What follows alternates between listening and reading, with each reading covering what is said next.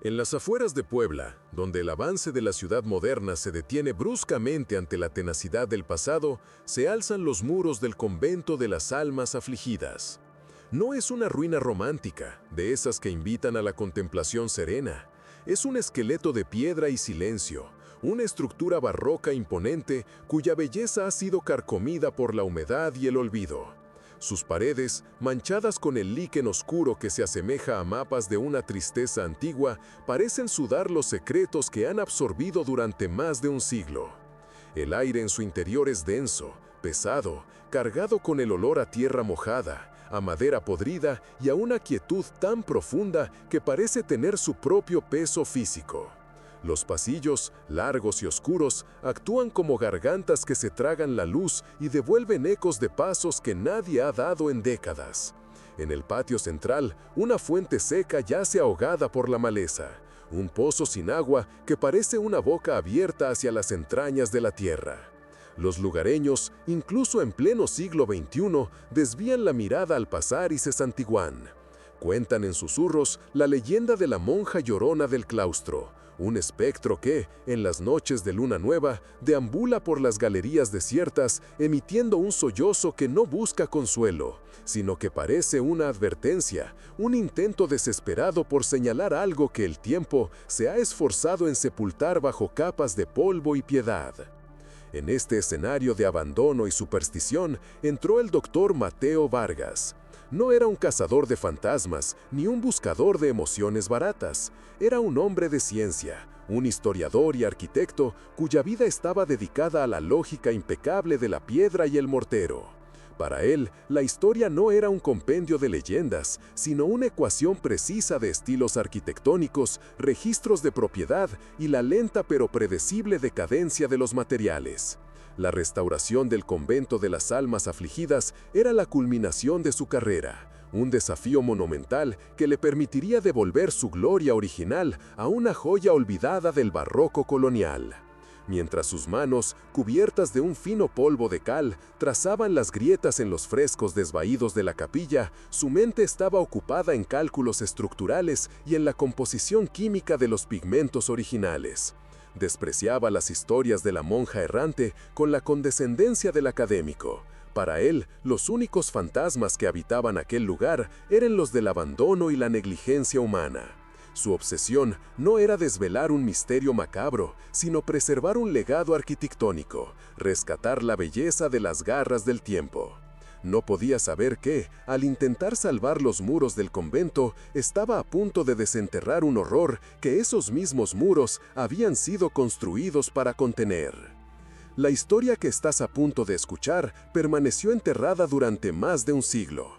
Antes de que desenterremos juntos este secreto, dinos en los comentarios desde qué ciudad nos acompañas. Y si te fascinan los misterios oscuros como este, asegúrate de que estás suscrito.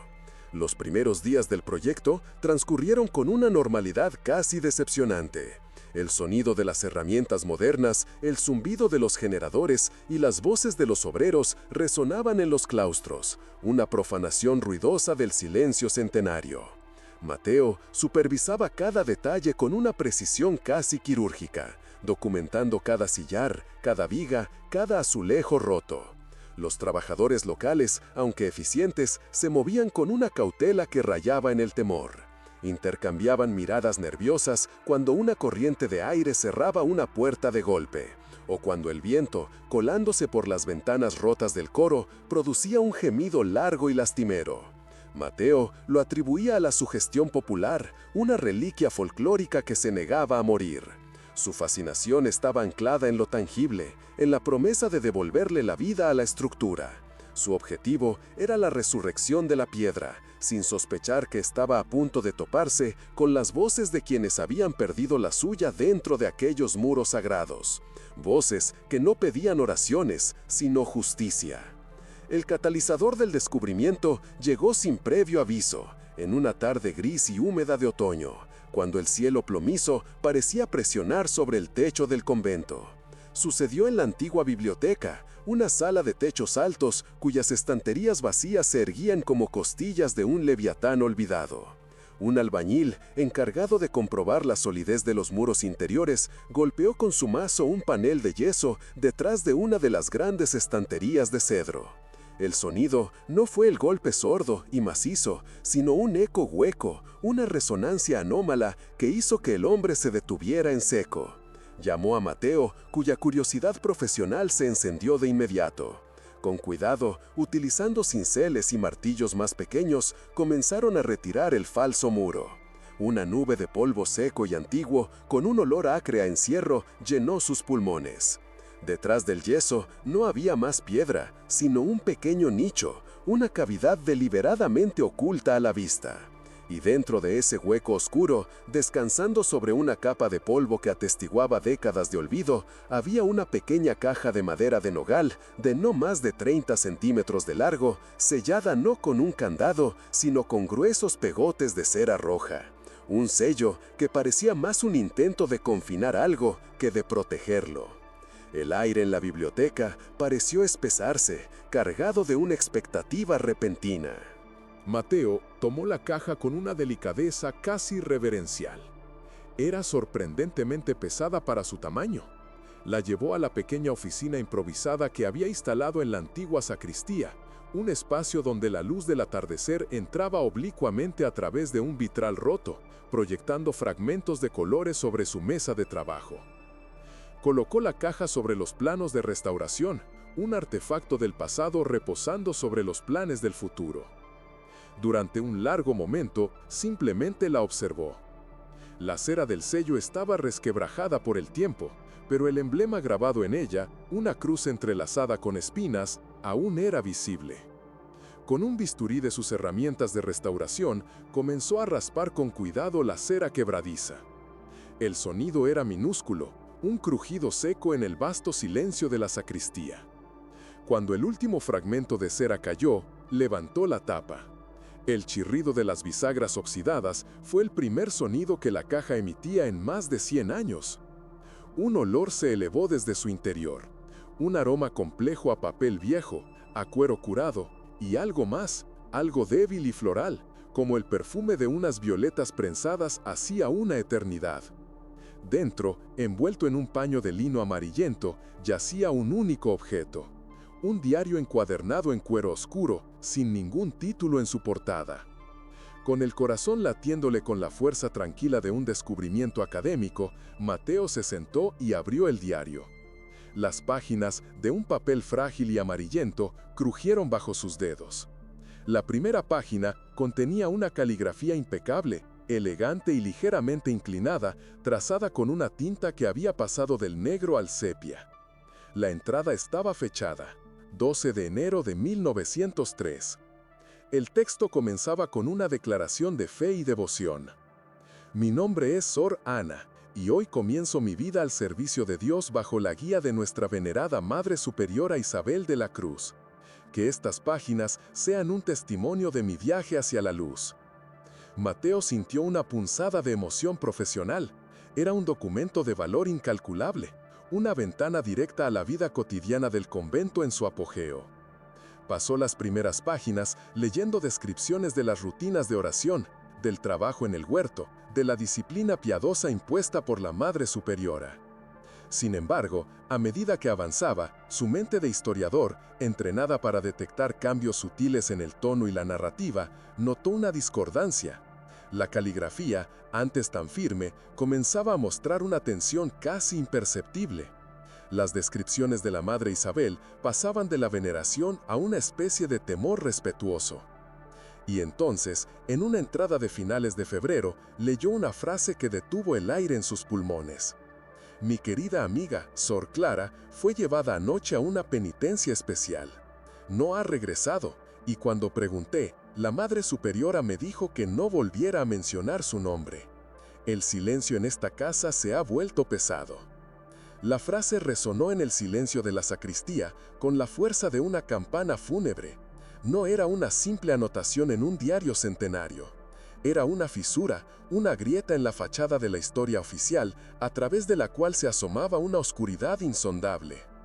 Mateo Vargas sintió cómo el aire se volvía denso, pesado, como si el peso de aquel silencio de 1903 se hubiera precipitado de golpe sobre el presente. Sus dedos, acostumbrados a la fría objetividad de la piedra y los planos, ahora sentían el pulso febril de una historia humana, una tragedia contenida en la caligrafía cada vez más insegura de una joven novicia. Releyó las palabras: el silencio en esta casa se ha vuelto pesado, y comprendió que no se refería a la ausencia de sonido, sino a la presencia abrumadora de lo que no se decía, de los nombres prohibidos y las miradas evasivas. El convento, que hasta ese momento había sido para él un desafío arquitectónico, un conjunto de problemas estructurales y estéticos por resolver, se transformó en la escena de un crimen latente, un mausoleo cuya verdadera naturaleza había permanecido oculta bajo capas de piedad y olvido. La leyenda de la monja llorona ya no le parecía un cuento folclórico, sino el eco persistente de un grito ahogado. Con una nueva y sombría perspectiva, Mateo regresó a las primeras páginas del diario. Las descripciones que antes había leído con interés académico ahora le parecían cargadas de un presagio funesto. La devoción casi infantil de Sor Ana hacia la Madre Superiora, sus elogios a la disciplina férrea y al orden inquebrantable del convento se teñían de una ironía trágica. Cada palabra sobre la piedad de la fundadora parecía ahora una capa más del elaborado disfraz que ocultaba a un monstruo. La mente analítica de Mateo comenzó a deconstruir la narrativa de Ana, buscando no ya el testimonio de la vida conventual, sino las pistas de una psicopatología, las señales de un control absoluto ejercido bajo el manto de la fe. El olor a papel viejo y a violetas prensadas que emanaba del diario ya no le evocaba nostalgia, sino la fragancia efímera de vidas jóvenes truncadas, un perfume que no había logrado enmascarar el hedor de la podredumbre que se gestaba en los cimientos de aquella institución sagrada. Se dio cuenta de que no sostenía un simple artefacto histórico, sino el testimonio de una testiga, quizá la única, que se había atrevido a documentar el horror. En una entrada fechada el 3 de marzo de 1903, la caligrafía de Sor Ana describía uno de los sermones de la capilla. Las palabras que transcribía la joven novicia eran un torrente de fanatismo helado. Nuestra venerada madre nos habló hoy de la impureza que anida en el alma dubitativa, escribió Ana. Dijo que el cuerpo es solo una vasija de barro y que, a veces, es necesario romper la vasija para purificar el espíritu que contiene.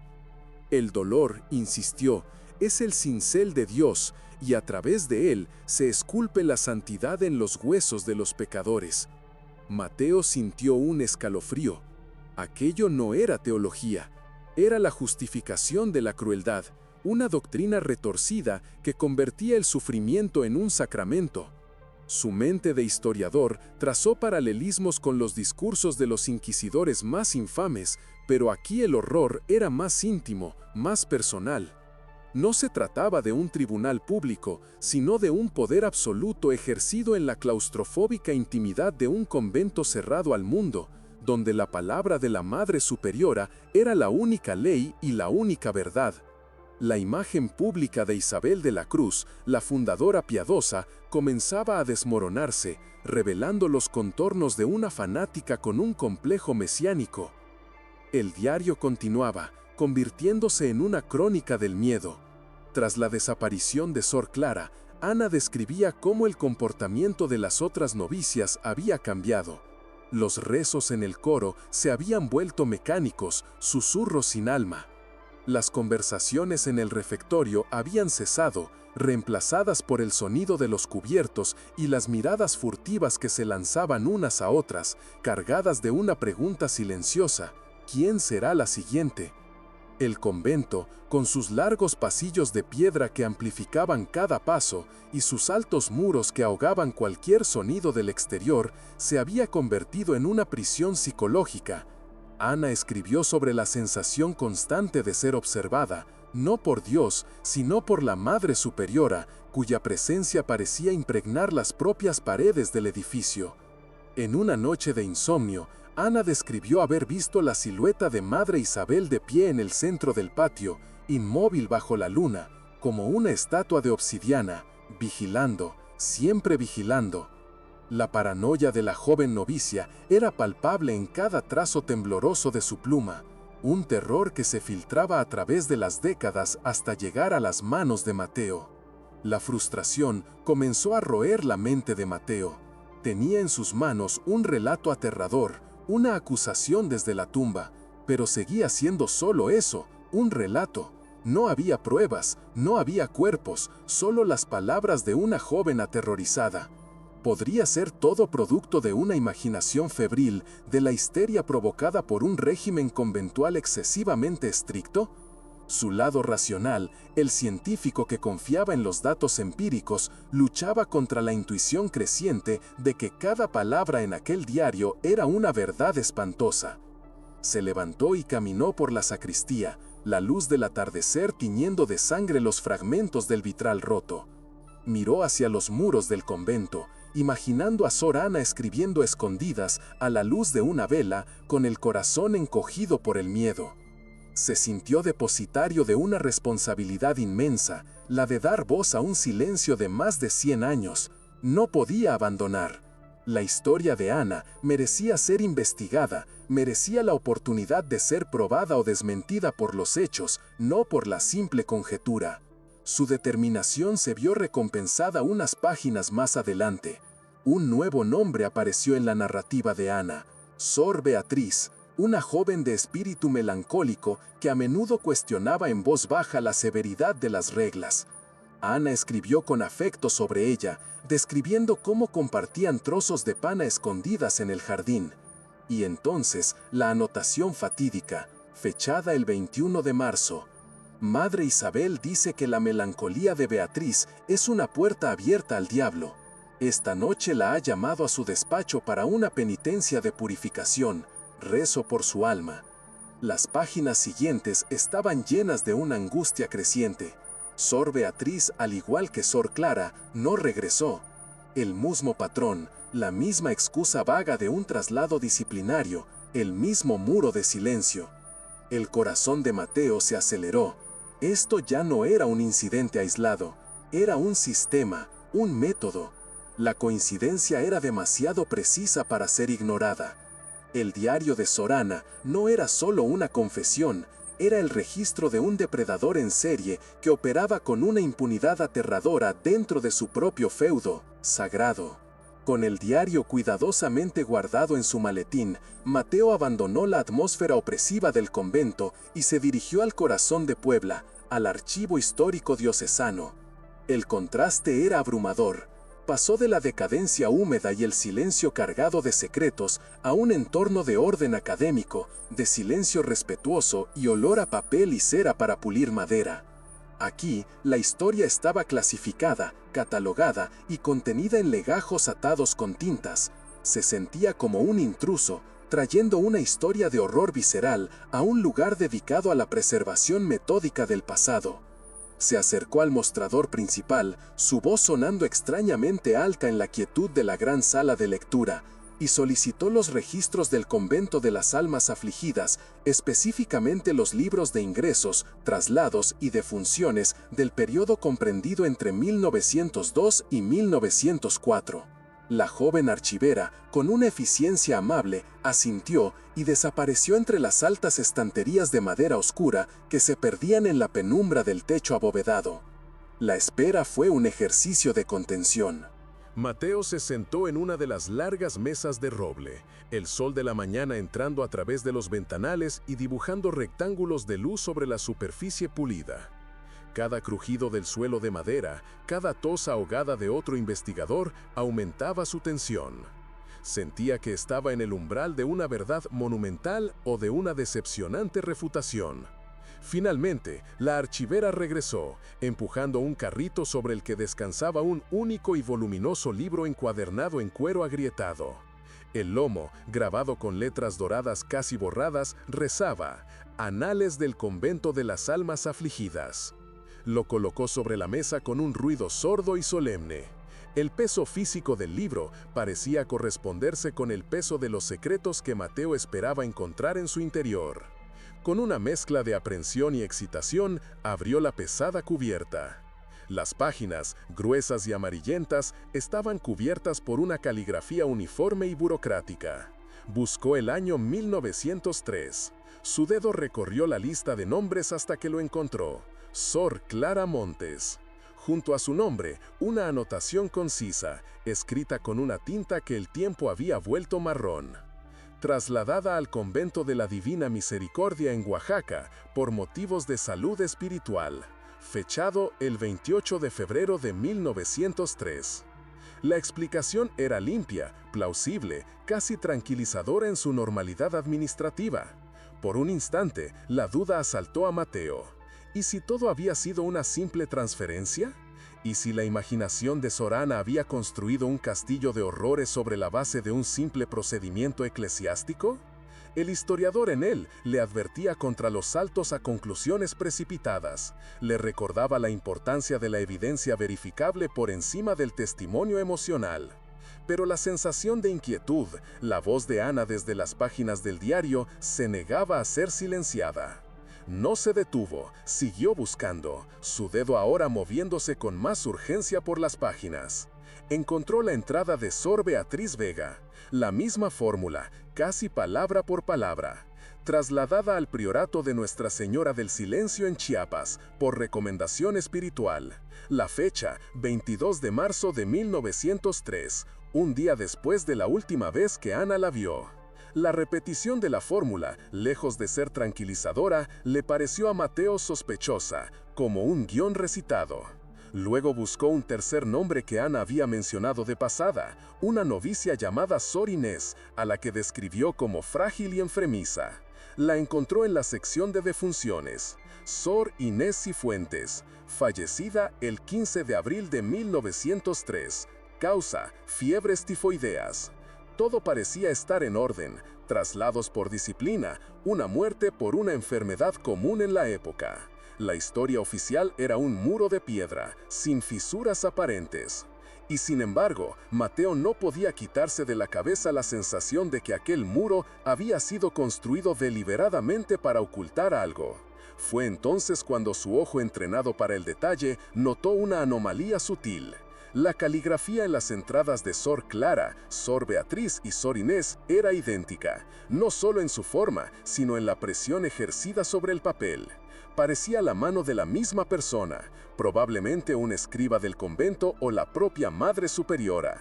Pero en estas tres entradas específicas, la presión del plumín era ligeramente más profunda, la tinta un poco más oscura, como si las palabras hubieran sido escritas con una deliberación especial, con la intención no solo de registrar, sino de sentenciar, de cerrar un capítulo de forma definitiva.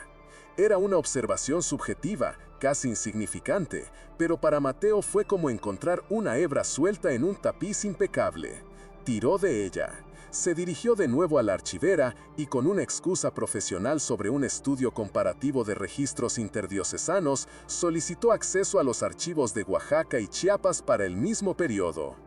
El callejón sin descanso llegó con una brutalidad silenciosa. Tras una búsqueda exhaustiva que se prolongó durante varias horas, la archivera regresó con una expresión de perplejidad profesional. No existía ningún registro de que el convento de la Divina Misericordia en Oaxaca hubiera recibido a una novicia llamada Sor Clara en 1903 o en ninguna otra fecha. Tampoco había constancia de que el priorato de Nuestra Señora del Silencio en Chiapas había acogido a Sor Beatriz Vega. Las novicias se habían desvanecido en el limbo de la burocracia eclesiástica. No habían llegado a sus supuestos destinos. Simplemente habían desaparecido del mundo después de cruzar el umbral del despacho de la Madre Isabel. El traslado no era una explicación, era una coartada. Una mentira cuidadosamente registrada en un libro oficial. Una mentira que había permanecido sin descubrir durante más de un siglo. Un frío glacial se apoderó de Mateo, una certeza helada que no tenía nada que ver con la temperatura de la sala de lectura. El aire pareció enrarecerse, y el silencio del archivo ya no era pacífico, sino cómplice. Se dio cuenta de que estaba contemplando la anatomía de un encubrimiento meticuloso. Las piezas encajaban con una lógica aterradora. Las desapariciones, la doctrina del dolor de la Madre Superiora, el miedo paralizante descrito por Sor Ana y ahora la prueba irrefutable de unos registros falsificados. Ya no era un historiador estudiando un periodo lejano, era un investigador siguiendo el rastro de un asesino. El rostro sereno y piadoso de la Madre Isabel, que había visto en un antiguo retrato colgado en el convento, se superpuso en su mente con la imagen de un monstruo de una crueldad metódica e inimaginable. Su investigación tomó un nuevo rumbo, más oscuro y más personal. Ahora no solo buscaba confirmar los temores de Sor Ana, sino también hacer justicia a sus víctimas olvidadas. Pasó los siguientes días sumergido en los archivos, pero su enfoque había cambiado. Ya no buscaba a las novicias, sino a su verdugo. Se dedicó a reconstruir la vida de la Madre Isabel de la Cruz, buscando cualquier fisura en su hagiografía pública. Leyó artículos de periódicos de la época que la alababan como una santa viviente, una líder espiritual que había traído orden y moralidad a Puebla. Entrevistas con benefactores la describían como una mujer de una voluntad de hierro y una fe inquebrantable. Pero entre líneas, Mateo percibió un patrón de control absoluto, de una aversión patológica a cualquier forma de disidencia o debilidad que ella equiparaba con la corrupción demoníaca. Fue en los registros financieros del convento donde encontró la siguiente pieza del rompecabezas, una que añadió una capa de perversidad aún más profunda al misterio. Descubrió que, en las semanas posteriores a la desaparición de cada una de las novicias, el convento había recibido donaciones extraordinariamente generosas. No estaban registradas como anónimas, como él había supuesto inicialmente. Estaban a nombre de las familias de las jóvenes desaparecidas, los Montes, los Vega, los Cifuentes. Todas eran familias adineradas y prominentes de la sociedad poblana. La conexión era innegable y escalofriante. ¿Era dinero para comprar el silencio? ¿Una forma de extorsión bajo la apariencia de caridad piadosa? ¿O, una posibilidad aún más terrible, era el precio que las familias pagaban para que el escándalo de una hija rebelde o enferma fuera convenientemente borrado de la historia, confiando en la discreción de la Santa Madre Superiora? El acta de defunción de Sor Inés Cifuentes se convirtió en el siguiente objeto de su escrutinio. La había descartado inicialmente como la parte más plausible de la historia oficial, pero ahora la examinaba con una desconfianza forense. Estaba firmada por un tal doctor Ramiro Armenta. Una breve investigación en los directorios médicos de la época reveló que Armenta no solo era un médico respetado, sino también un miembro destacado del patronato del convento y un amigo personal íntimo de la Madre Isabel. La causa de la muerte, fiebres tifoideas, estaba registrada, pero el informe carecía de los detalles clínicos que se esperarían, como la duración de la enfermedad o los tratamientos administrados.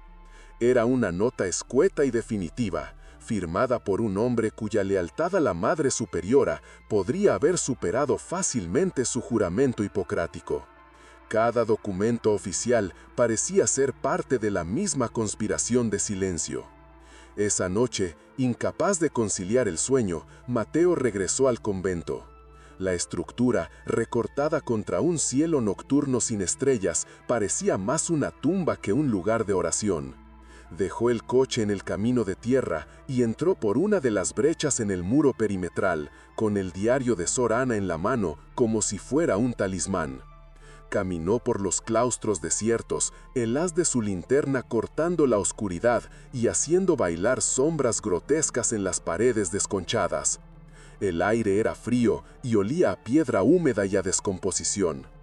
Intentó imaginarse a Sor Ana caminando por esos mismos pasillos, con el corazón latiéndole con fuerza, sabiendo que el mal no era una entidad abstracta, sino una mujer de carne y hueso que dormía a solo unas celdas de distancia. El peso de la historia nunca le había parecido tan tangible, tan abrumadoramente presente. Se detuvo en el umbral de la gran capilla, el espacio más sagrado del convento. La oscuridad en su interior era casi sólida, rota solo por la débil luz de la luna que se filtraba a través del rosetón superior, iluminando un círculo de polvo en el suelo de baldosas. El gran altar de cantera se alzaba al fondo como un monolito pagano. Fue aquí donde la Madre Isabel pronunció sus sermones sobre la purificación a través del dolor.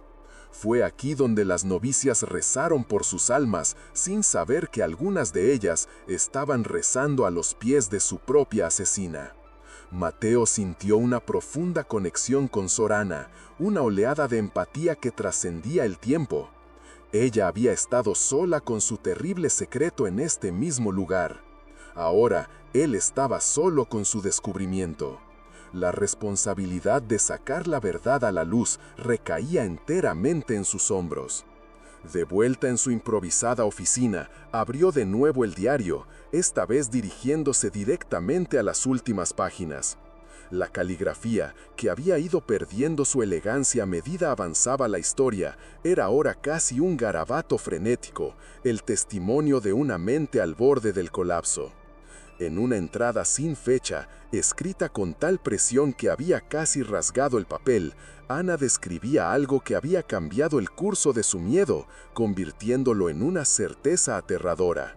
Hablaba de ruidos, sonidos extraños que provenían de la capilla durante la noche, mucho después del toque de queda.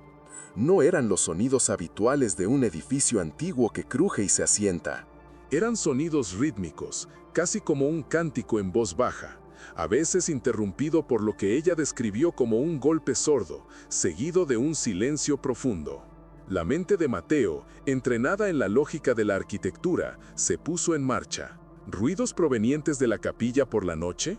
Revisó mentalmente los planos que había estudiado hasta la extenuación. La capilla estaba construida sobre cimientos sólidos de piedra. No había sótanos, ni criptas, ni ningún espacio subterráneo registrado en los planos originales ni en las modificaciones posteriores. La idea era absurda desde un punto de vista estructural. Sin embargo, Sor Ana era específica. Ella no decía que los sonidos venían de la capilla, sino de debajo de la capilla. Una distinción crucial. Describía cómo, una noche, impulsada por una mezcla de terror y una desesperada necesidad de entender, se había arrastrado hasta la puerta de la capilla y había pegado la oreja al suelo de piedra. El sonido era más claro allí, un murmullo que parecía ascender desde las entrañas de la tierra. La revelación llegó en la penúltima página escrita del diario.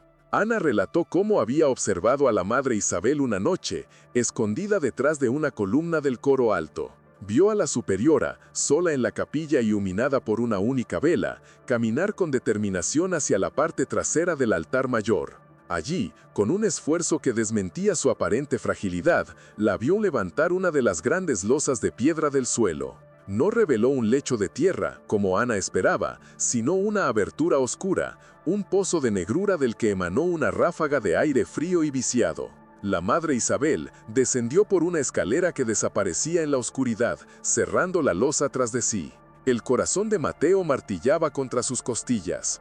Una cripta secreta, no registrada, oculta a plena vista en el lugar más sagrado del convento. El clímax de su búsqueda en el diario, el punto que transformó la investigación de una reconstrucción histórica a una inminente exhumación, se encontraba en la última página. No era un texto, sino un dibujo, un mapa rudimentario, trazado con mano temblorosa, que mostraba la disposición del presbiterio de la capilla. Estaba el altar, el sagrario, y detrás de ellos, un cuadrado dibujado con más fuerza que el resto, representando la losa de piedra. Sobre ese cuadrado, una cruz, una X, que no marcaba un tesoro, sino una tumba. Y junto al dibujo, flotando en el espacio en blanco de la página, una frase de 5 palabras que sellaba el destino de la investigación y confirmaba el peor de los horrores.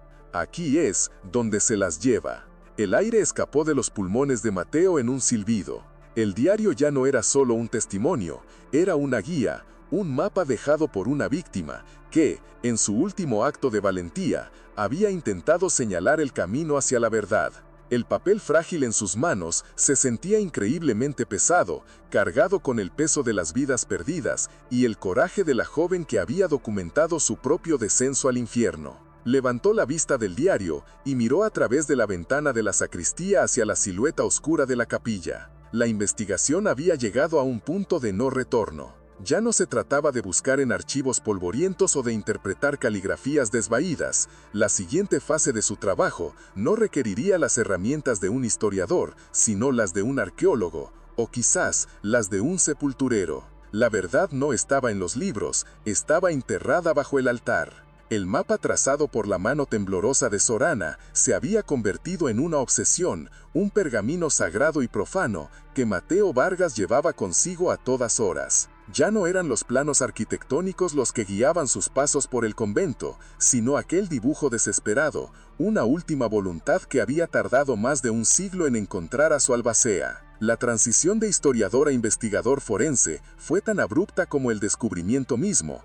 un cambio de paradigma que alteró la percepción de cada piedra y cada sombra. El convento ya no era un monumento a la fe que debía ser restaurado, sino la tumba monumental de un secreto que exigía ser exhumado. Convocó a un equipo reducido, 2 de sus obreros de mayor confianza, hombres cuyos rostros curtidos por el sol y el trabajo no ocultaban la superstición heredada de sus abuelos. Les explicó la situación no como una cacería de fantasmas, sino la búsqueda de una verdad histórica, una anomalía arquitectónica que el diario sugería. Sus palabras, aunque ancladas en la lógica, no lograron disipar la tensión que se instaló en el aire, una pesadez que parecía emanar del propio suelo de la capilla. La capilla, que durante el día era un espacio de una belleza melancólica, se transformaba por la noche en un mausoleo imponente. La única iluminación provenía de potentes focos de trabajo que proyectaban sombras alargadas y danzantes sobre los muros, distorsionando los rostros de los santos en los frescos hasta convertirlos en máscaras de agonía.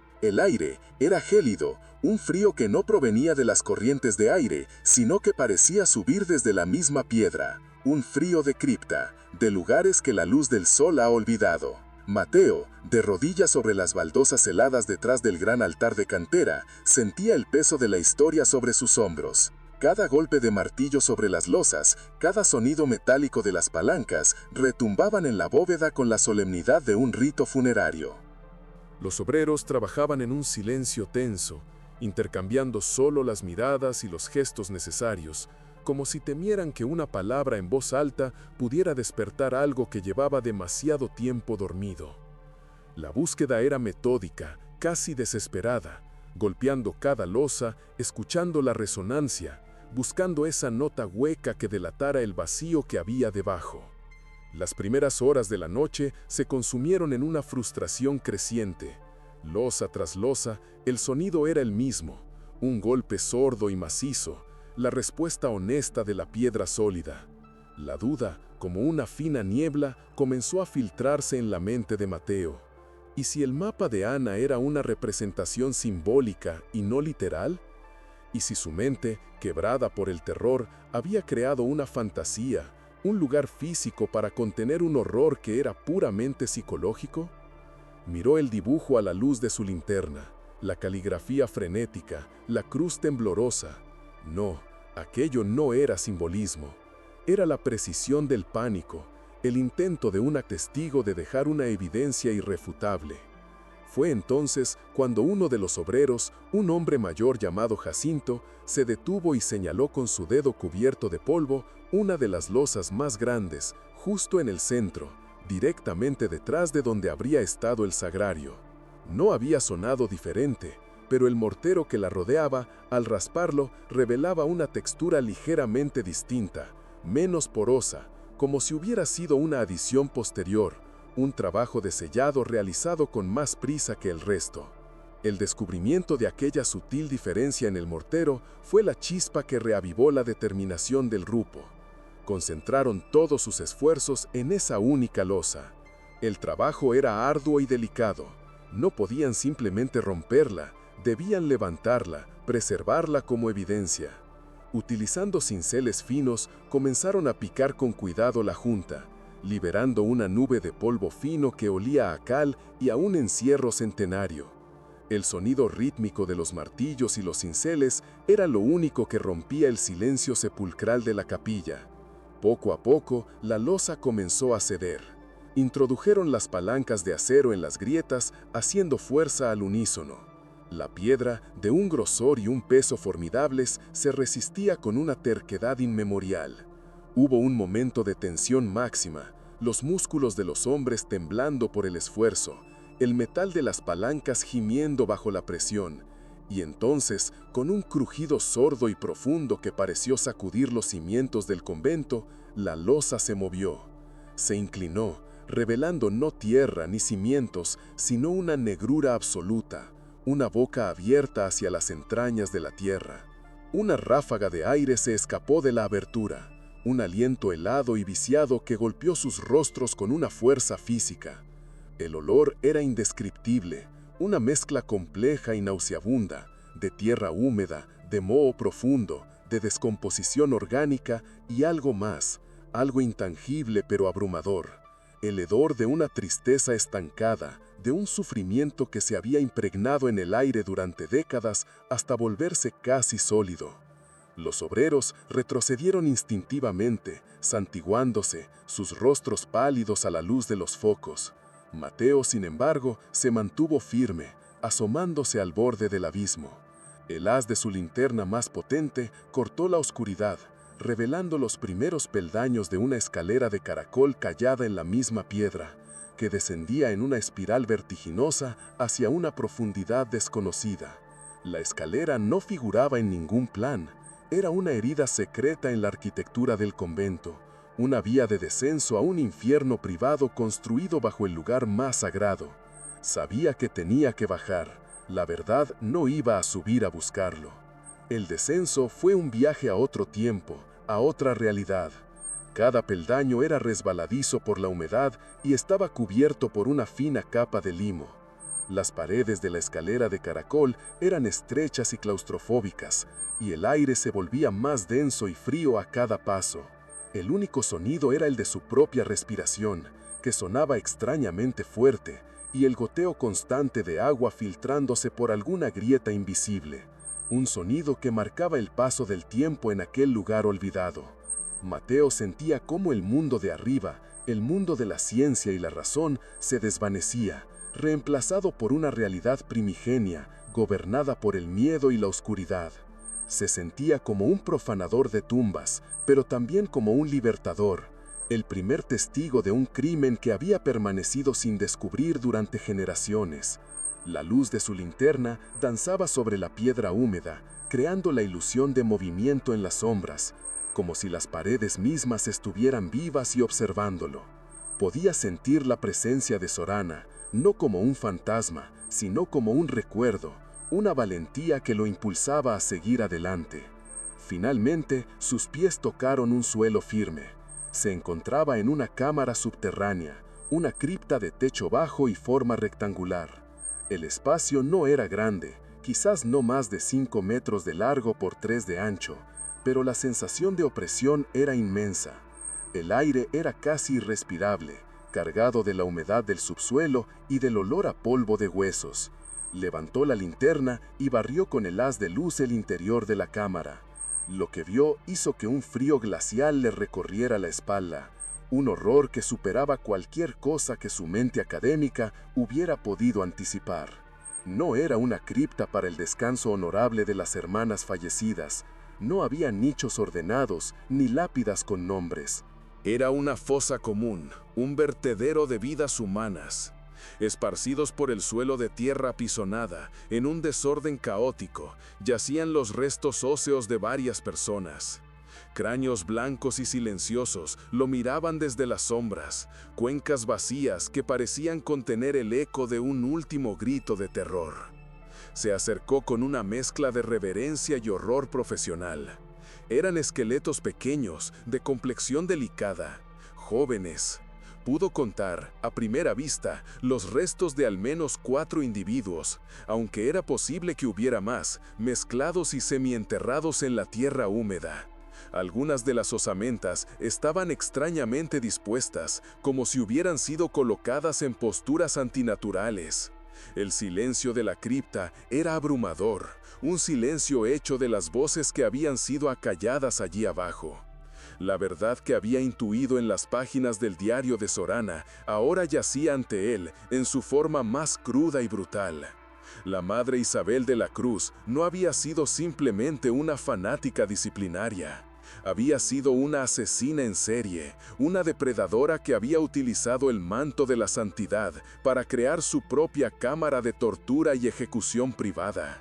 Cada hueso era una sílaba en una historia de crueldad inimaginable, y Mateo era el primero en leerla después de un siglo de silencio forzado. La certeza de haber encontrado la prueba definitiva del crimen le proporcionó una extraña calma, la fría satisfacción del investigador que ha resuelto el enigma.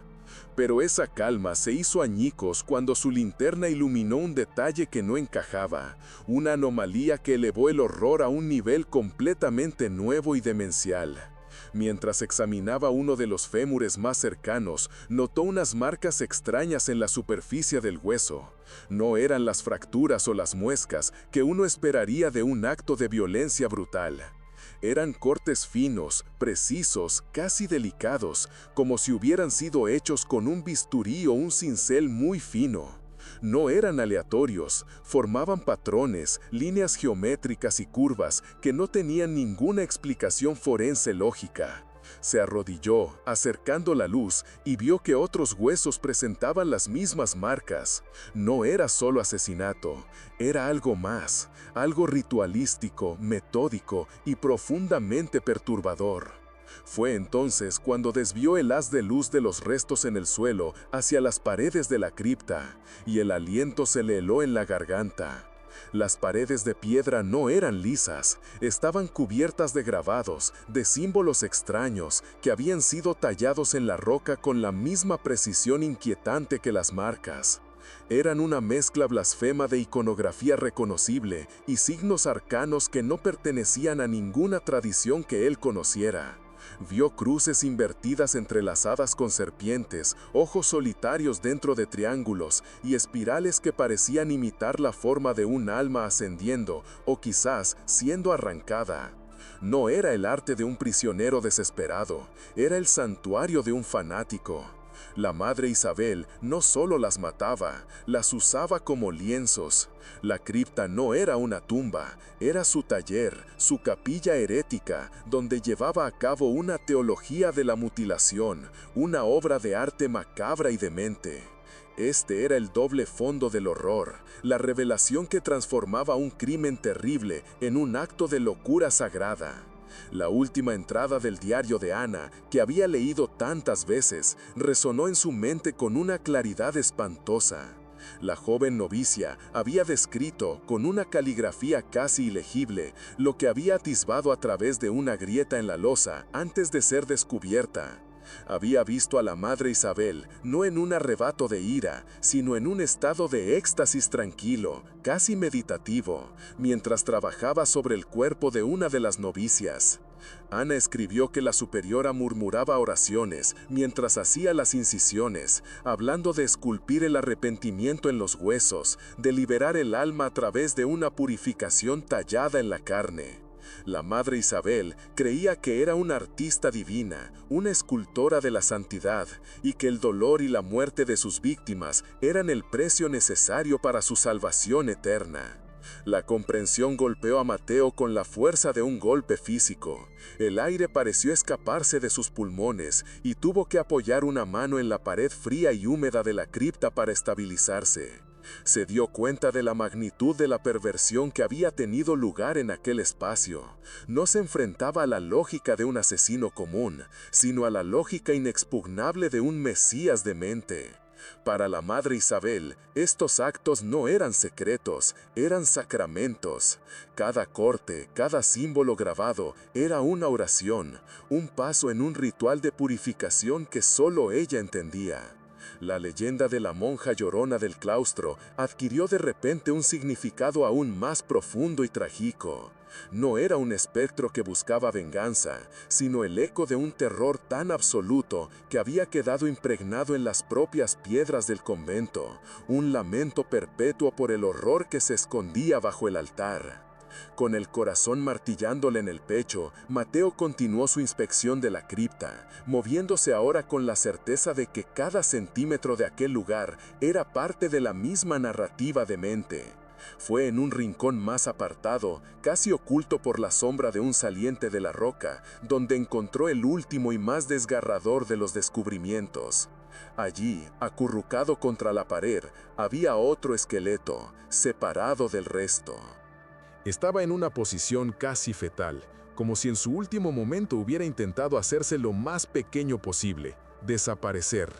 Junto a los huesos de su mano, protegido parcialmente de la humedad por la forma en que el cuerpo había caído, había un pequeño objeto rectangular, cubierto por una capa de moho y tierra. Con una delicadeza infinita, como si estuviera manejando la reliquia más frágil, Mateo lo recogió. Era un libro.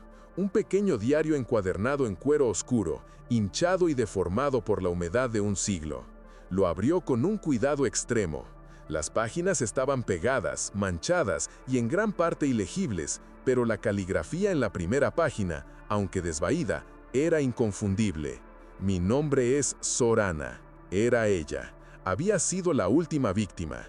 La habían descubierto, probablemente después de que escribiera esa última entrada frenética, y la habían arrastrado al mismo infierno que había documentado.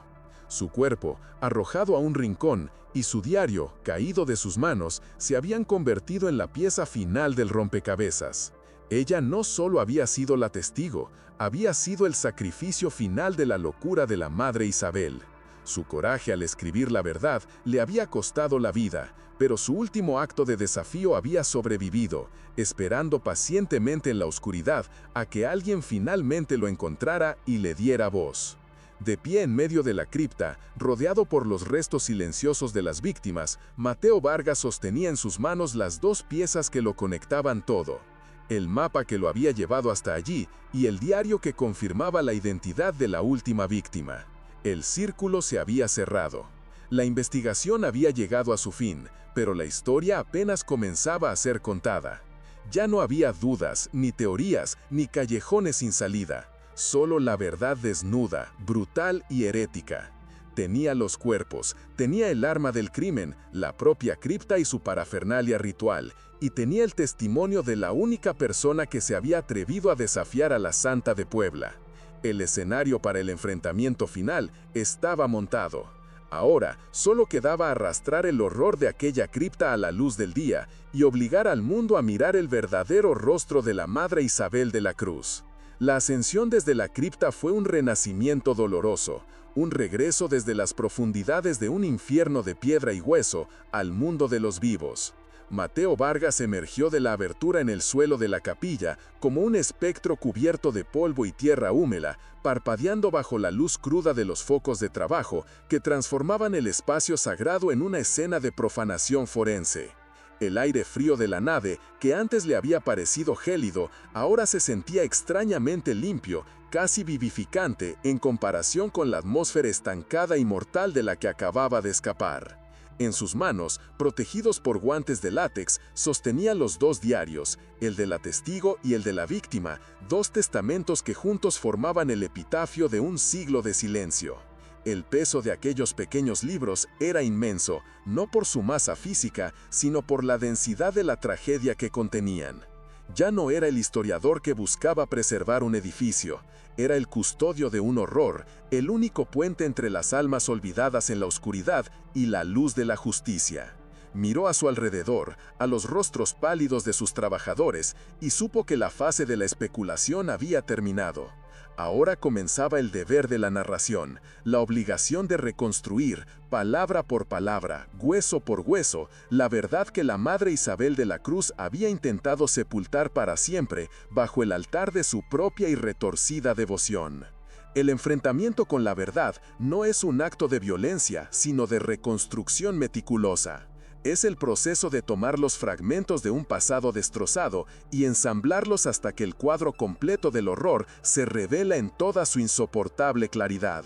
La historia, ahora despojada de la piedad y la leyenda, comenzaba en la mente de la Madre Isabel de la Cruz. Una mente que detrás de una fachada de serenidad y liderazgo espiritual era un laberinto de fanatismo y delirios mesiánicos.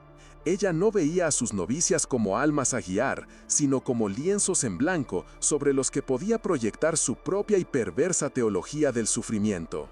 Las elegidas no eran las más pecadoras, sino las más vivas, aquellas con una chispa de rebeldía en la mirada, una pregunta en los labios, una melancolía que Isabel interpretaba no como humanidad, sino como una grieta por la que el mal podía infiltrarse. El ritual siempre comenzaba de la misma manera, una llamada a su despacho en la quietud de la noche, una acusación susurrada de impureza espiritual y luego el descenso. La pesada losa de piedra se levantaba, revelando la escalera a su infierno privado, y con un empujón suave pero firme, la joven era conducida a la oscuridad, el sonido de la piedra al cerrarse sobre ellas siendo la última conexión con el mundo de arriba, el punto final de su existencia conocida y el comienzo de su martirio. En la cripta, la Madre Isabel se despojaba de su papel de pastora y abrazaba el de artista divina. La transformación era absoluta.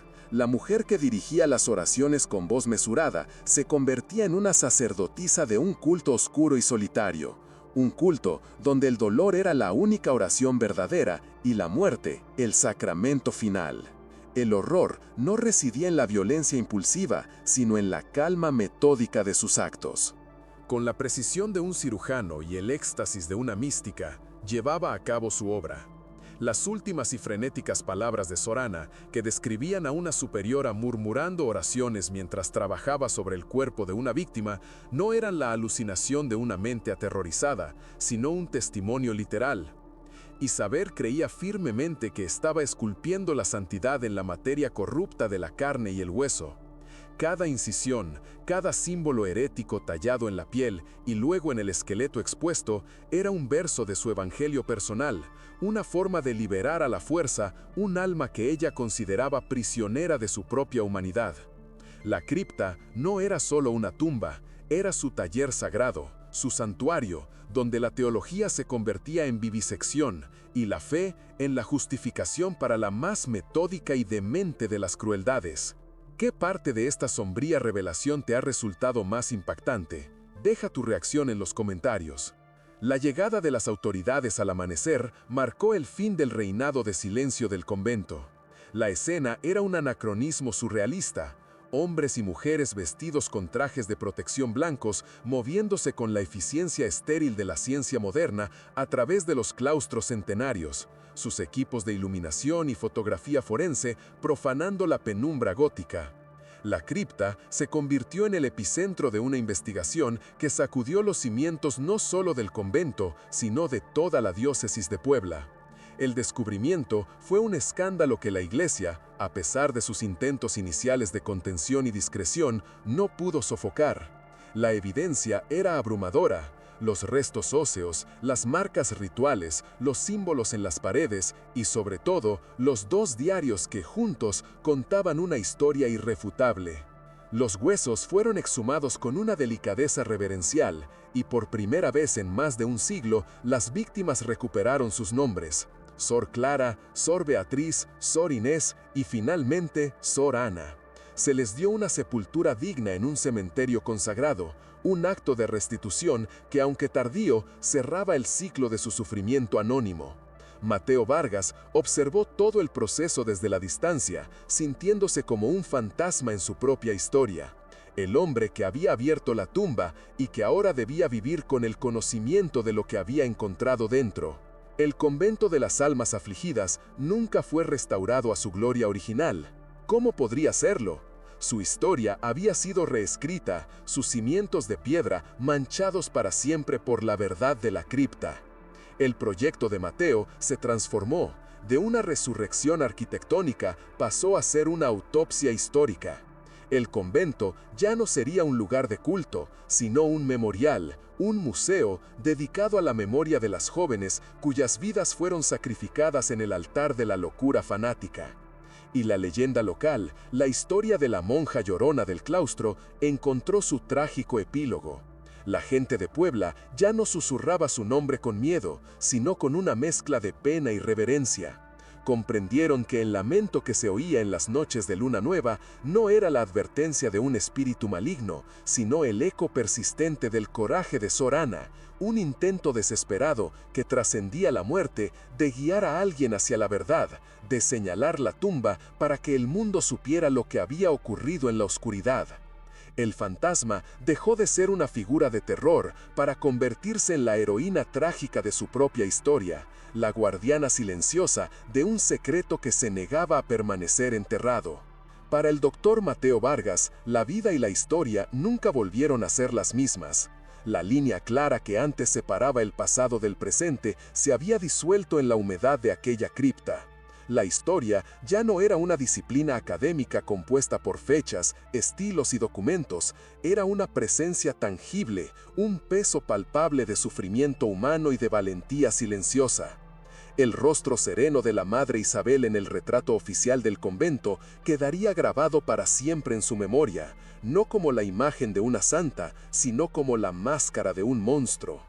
Y el recuerdo de Sor Ana, la joven novicia que se atrevió a escribir la verdad a la luz de una vela mientras el mal acechaba al otro lado de la puerta, se convirtió en una obsesión personal, un recordatorio constante del poder de un solo testigo.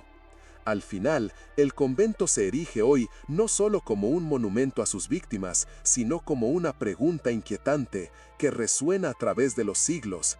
Si una devoción tan profunda pudo engendrar una crueldad tan metódica y oculta, ¿cuántas otras criptas, cuántas otras verdades inconfesables yacen todavía en silencio bajo los altares del mundo, esperando la llegada de alguien lo suficientemente valiente o lo suficientemente obstinado para levantar la primera piedra?